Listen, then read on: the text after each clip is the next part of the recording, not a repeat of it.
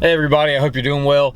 If you've watched the forecast later in this week, starting around Wednesday, they're predicting that we're going to get upwards of around 6 inches of rain over Wednesday and Thursday. Now, that's not something that's just too entirely uncommon for us, but something that I want to caution and I want people to be aware of and think about is that, you know, we have our ground is super saturated right now. We've had a ton of rain over the last month.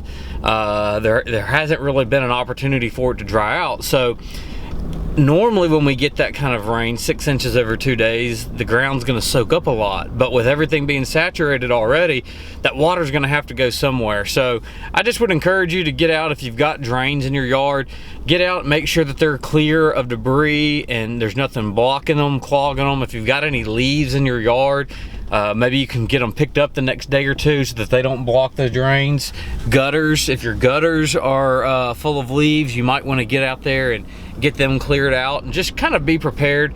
Take a couple of proactive steps just to kind of make sure that if we really do get 6 inches and it comes down super fast, that you don't have any surprises that you come home to. But anyway, if you got any questions or need any other recommendations, just feel free to ask. Look forward to hearing from you. You'll have a good day.